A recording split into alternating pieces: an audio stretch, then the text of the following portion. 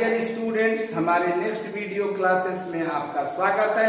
इस बार हमारा क्वेश्चन है कि यदि आवेशित चालकों को जोड़ा जाए, आवेशित चालकों को जोड़ा जाए तो क्या होगा?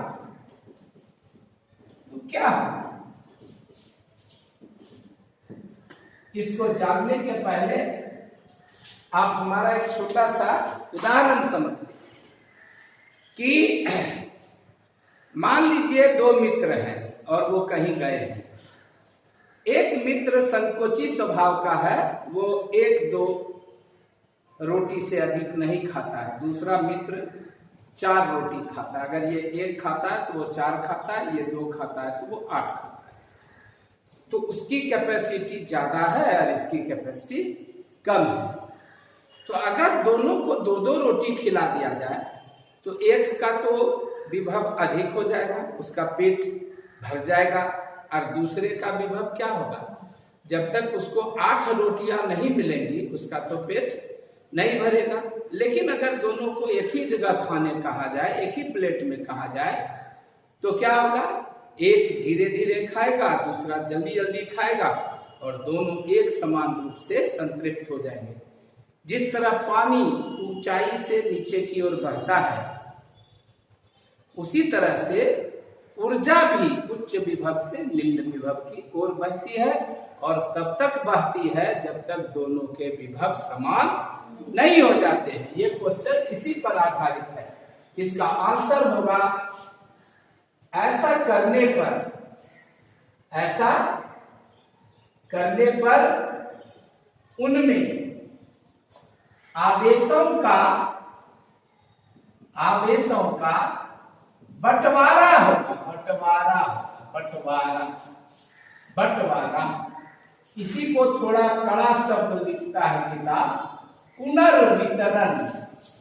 पुनर्वितरण माने फिर से रीडिस्ट्रीब्यूशन होगा।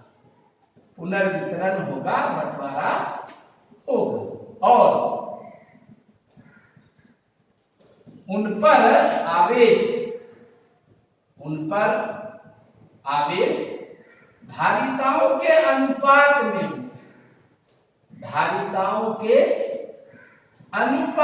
होंगे। इसको समझिए, धारिताओं के अनुपात में होंगे माने जिसकी धारिता अधिक होगी उस पर ज्यादा चार्ज होगा, और जिसकी कम होगी उस पर कम चार्ज होगा। चलिए, अब इसको कहेगा कि यही चीज कहेगा कि क्वेश्चन, क्या आप इसे सिद्ध कर सकते हैं? क्या आप इसे सिद्ध कर सकते हैं?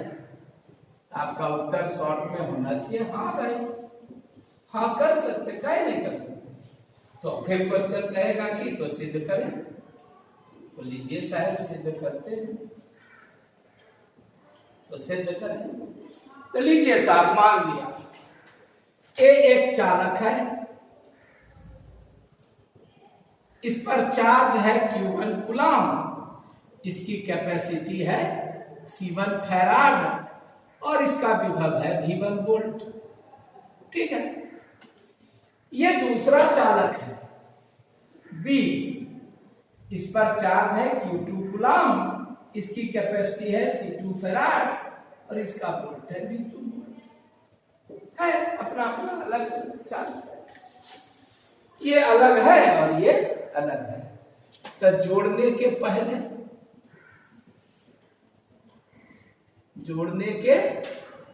पहले कुल चार्ज कितना हुआ?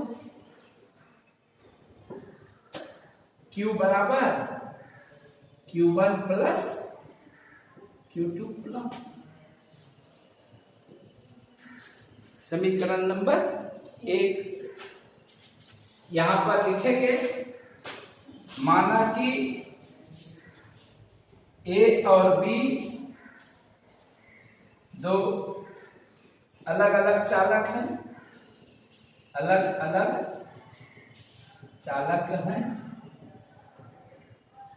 A का विभव V1 बड़ा है B का विभव V2 से। ठीक है, तो जोड़ने के पहले ये, जोड़ने के बाद क्या हो? जोड़ने के बाद क्या होगा? आवेश का बंटवारा होगा।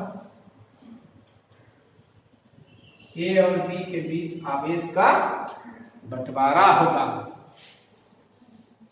कब तक बंटवारा होगा? जब तक वे लोग एक समान विभव V पर पहुंचने तक आवेश का बंटवारा होगा, है ना? ऐसा होने पर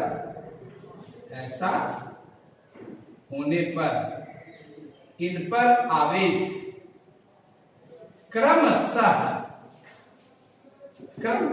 इन पर आवेश क्रमशः Q1 डैश और Q2 डैश हो, तो Q1 डैश तथा Q2 डैश हो तो क्या होगा? सोचिए, फार्मूला होता है V बराबर Q1 डैश बटे C1 और V बराबर Q2 डैश बटे C2। तो समीकरण 1 और समीकरण 2 से क्या होगा? Q1 डैश बटे Q2 डैश बराबर C1 बटे C2। यही तो सिद्ध करते। अरे ये दोनों बराबर होगा ना, Q1 डैश बटे C1 बराबर Q2 डैश बटे C2। कहां से? समीकरण 1 और समीकरण 2 से। दोनों का LHS बराबर है, क्योंकि दोनों के विभव क्या है? समान है। दोनों भी आपस में समान होगा कि ये यहाँ चलाएगा और ये यहाँ चलाएगा। तो आप क्या देख रहे हैं? धारिता बड़ी तो आवेश ज्यादा, धारिता छोटी तो आवेश छोटा। और अगर धारिता बराबर तो आवेश क्या होगा? बराबर होगा। अगर दोनों आदमी, जो दोनों अभी से पहले जो उदाहरण दिए थे उसमें हमने बताया था कि एक आदमी 2 रोटी खाता है तो दूसरा 8 रोटी खाता है, तो कैपेसिटी अलग अलग है। तो हम 10 रोटी देंगे तभी तो दोनों का पेट भरेगा। अगर हम 5 रोटी देते और एक आदमी 2 रोटी खा ले, एक आदमी 3 रोटी खाए, तो 2 रोटी वाले का तो पेट भर गया और 3 रोटी वाला तो भूखा रह गया। तो जिसका अधिक विभव हुआ उससे ऊर्जा का प्रवाह होगा। वो तो छीनेगा ना कि तुम 2 खा रहे हो और हम कम खा रहे हैं।